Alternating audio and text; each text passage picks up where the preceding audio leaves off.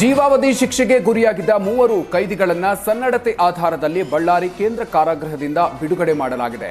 ಗಾದಿಲಿಂಗಪ್ಪ, ವೀರೇಶ ಮತ್ತು ಕೊಪ್ಪಳದ ಯಮನೂರಪ್ಪ ಬಿಡುಗಡೆ ಆಗಿದ್ದಾರೆ. ಜಿಲ್ಲಾಧಿಕಾರಿ ಪ್ರಶಾಂತ್ ಕುಮಾರ್ ಮಿಶ್ರಾ, ಬಳ್ಳಾರಿ ಕೇಂದ್ರ ಕಾರಾಗೃಹದ ಅಧೀಕ್ಷಕಿ ಲತಾ ಮೂವರನ್ನು ಬಿಡುಗಡೆಗೊಳಿಸಿದ್ರು.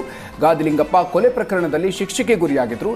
ಯಮನೂರಪ್ಪ ತಮ್ಮ ಪತ್ನಿ ಹತ್ಯೆ ಪ್ರಕರಣದಲ್ಲಿ ಮತ್ತು ವೀರೇಶ್ ಅನ್ನೋರು ಮಗ ಮತ್ತು ತಮ್ಮನ ಕೊಲೆ ಪ್ರಕರಣದಲ್ಲಿ ಬಂಧಿಯಾಗಿದ್ರು. ಸದ್ಯ ಮೂವರಿಗೂ ಜೀವಾವಧಿ ಶಿಕ್ಷೆ ವಿಧಿಸಲಾಗಿತ್ತು.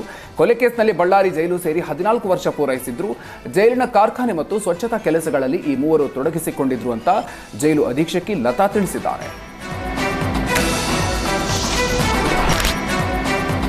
ದೇಗುಲದ ಪಕ್ಕದಲ್ಲೇ ಇರುವ ಪಾರ್ಕ್ನಲ್ಲಿ ಯುವ ಜೋಡಿಯೊಂದು ಮೈಮರೆತಿದ್ದಾರೆ. ಪ್ರೇಮಿಗಳು ತಬ್ಬಿ ಮುದ್ದಾಡುವ ವಿಡಿಯೋ ವೈರಲ್ ಆಗ್ತಾ ಇದೆ. ಶಿಕಾರಿಪುರ ತಾಲೂಕು ಶಿರಾಳಕೊಪ್ಪ ಹೋಬಳಿಯಲ್ಲಿರುವ ಆಂಜನೇಯ ಸ್ವಾಮಿ ದೇವಸ್ಥಾನ ಪಕ್ಕದ ಪಾರ್ಕ್ನಲ್ಲಿ ಯುವ ಜೋಡಿಗಳು ಮೈಮರೆತು ಮುದ್ದಾಡಿದ್ರು. ಇದನ್ನ ಯಾರೋ ಮೊಬೈಲ್ನಲ್ಲಿ ಸೆರೆ ಹಿಡಿದು ವೈರಲ್ ಮಾಡಿದ್ದಾರೆ. ಶಿರಾಳಕೊಪ್ಪ ಪುರಸಭೆಯವರು ಪಾರ್ಕ್ನಲ್ಲಿ ನಡೀತಾ ಇರುವ ಕೃತ್ಯಗಳ ಬಗ್ಗೆ ಗಮನ ಹರಿಸಬೇಕು. ವೈರಲ್ ಆದ ವಿಡಿಯೋದಲ್ಲಿರುವ ಯುವಕ, ಯುವತಿ ಮತ್ತು ಯುವತಿಯ ವಿರುದ್ಧ ಕ್ರಮ ಕೈಗೊಳ್ಳುವಂತೆ ಸಾರ್ವಜನಿಕರು ಆಗ್ರಹಿಸಿದ್ದಾರೆ. ಈ ಹಿನ್ನೆಲೆ ಪಾರ್ಕ್ನಲ್ಲಿ ಪೊಲೀಸರು ಬೀಟ್ ವ್ಯವಸ್ಥೆ ಮಾಡಬೇಕು, ಪಾರ್ಕ್ಗೆ ಕಾವಲುಗಾರರನ್ನ ನೇಮಿಸಬೇಕು ಅನ್ನೋ ಒತ್ತಾಯ ಕೇಳಿಬಂದಿದೆ.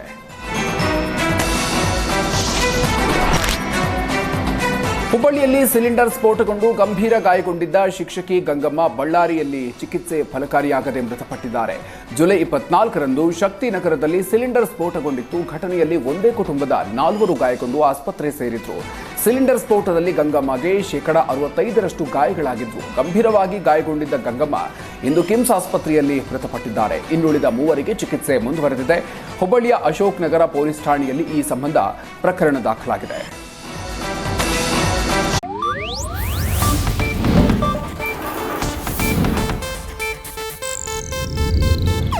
ಇದು ಏಷ್ಯಾನೆಟ್ ನ್ಯೂಸ್ ನೆಟ್ವರ್ಕ್ ಪ್ರಸ್ತುತಿ.